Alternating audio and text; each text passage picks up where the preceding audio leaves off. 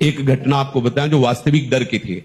शेनपुर में थे तो वहां का एक माना हुआ हिंसक जो अच्छे अच्छे खड़े होकर उसका स्वागत करते थे, हमें पता नहीं था।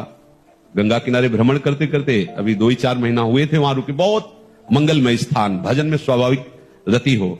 सांप बीछी तो वहां चीटी की तरह घूमते थे। 90 बीघा घनघोर जंगल अब भी है, अब क्या दशा है उसकी वो तो हमें पता नहीं जंगल की। गंगा जी नीचे से बह रही, तो एकदम जो प्रधान गेट था, श्री स्वामी मग्नानंद सरस्वती जी की तप स्थली, प्रधान गेट के पास बैठे हुए थे 2-4 वयोवृद्ध जन ऐसे प्रश्न कर रहे थे, ऐसे भगवत चर्चा हो। वो मोटरसाइकिल से आया और वहां उस गेट से कोई जूता या वाहन अंदर नहीं जाते थे, पर वो जूता पहने हुए ऐसे। तो स्वाभाविक जो वहां की नियम पद्धति थी उसके भाव से प्रेरित होकर हमने कहा भाई कैसे।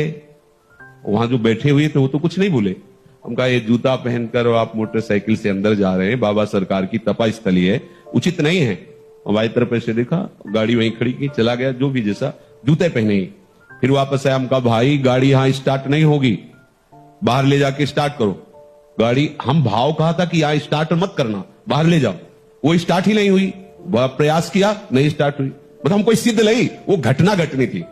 अब हमारी तरफ बड़ी गुस्सा से देखता हुआ चला गया। अब जो वहां लोग बैठे थे उनका पता है महाराज ये 10 लोगों को हसिया से काट चुका है, बहुत क्रूर हिंसक है। भाई आपकी तरफ देख रहा था, मुझे डर लग रहा है कि यहाँ रात्रि में कोई नहीं टिकता था। एक पंजीरी बाबा थे बूढ़े और एक हम थे, वहां कोई नहीं टिकता था रात्रि में, बड़ा भयावह था।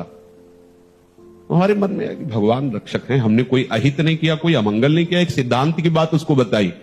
सुबह गंगा स्नान करके विशाल अशोक का वृक्ष, उसके नीचे हम पद्मासन लगाए बैठे हुए थे। तो पत्तों में जो पैरों की खरखराहट होती ऐसा सुनाई दिया कि कोई नजदीक आ रहा है।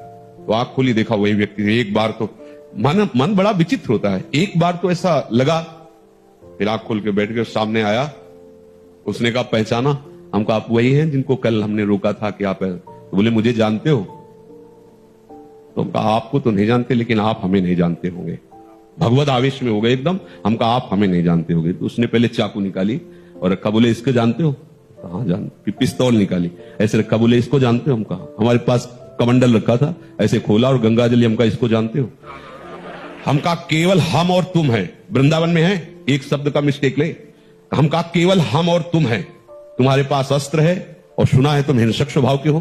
तुम अपना प्रयास करके देख लो, एक बार हम अपना प्रयास करेंगे। गंगा जल केवल है, आप करके देख लो। और इस समय तो बहुत हल्के से बोल रहे, उस समय जो भगवत आवेश से बोले वो थोड़ी देर में अपने वो यंत्र तंत्र उठाए और भागते नजर आया।